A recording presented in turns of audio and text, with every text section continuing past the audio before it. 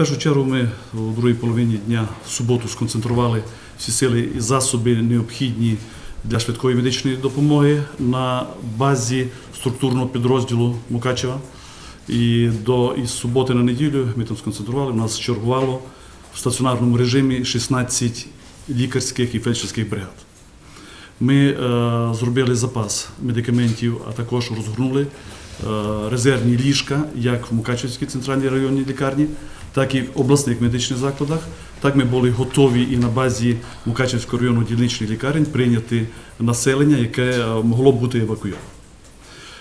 В перші години після початку конфлікту і поступлення перших поранених ми за заявкою лікарів мукачевських направили 2 бригади Мукачево з обласного центру.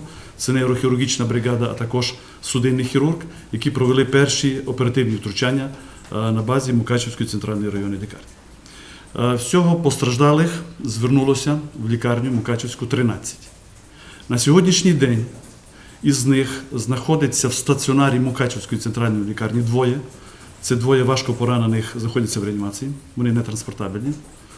І 6 чоловік знаходяться в обласній клінічній лікарні. 3 із них переведені сьогодні зранку. Тих, Василь Іванович, яких ми вчора дивилися і прийняли рішення у Мукачеві.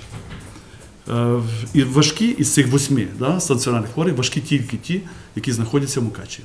Це хворий з пораненням черепним і хворий спецназовець, який поранений в стегно, і є поранення артерії і вени. Це складна, операції проведені. Ця в другий випадок операція проведена успішно. Однак хворий стабільний, але консиліум лікарів прийняв рішення про продовження його поки що тимчасово лікування на базі лікарні у місті Мукачеві. Що стосується тих хворих, які знаходяться у Ужгороді, перший хворий був прооперований в суботу вечором. Це мікрохірургічні операції в зв'язку з відривом 3 пальців лівої кісті. Спецпризначенець був прооперований. Операція проведена успішно. Ми надіємося, що 2 пальці нам вдалося зберегти. 1 день. Хворий був в шоці, в досить важкому стані. Сьогодні він переведений вже в соматичне відділення. Окрім того, вчора 2 постраждалих у другій половині дня під вечір були транспортовані після огляду і надання першої допомоги у приймальному відділенні Мукачевської центральної лікарні. Вони були перевезені в обласну клінічну лікарню, де проведено обом оперативні втручання, травматологічні операції. Обі операції пройшли успішні. На сьогоднішній момент ускладнень післяопераційних немає і є гарні перспективи про те, що і функція тих органів поранених, а це верхня і нижня кінцівка, буде збережені в майбутньому. Сьогодні переведені 3 чоловік, це 2 середньої важкості у опікове відділення в зв'язку з політравмою і 1 хворий легко поранений, який, очевидно, сьогодні після огляду обласними спеціалістами буде переведений на амбулаторний прийом. Хочу також додати, є дуже багато питань щодо загиблих. Я чую, в тому числі в інтернеті, там 2-3.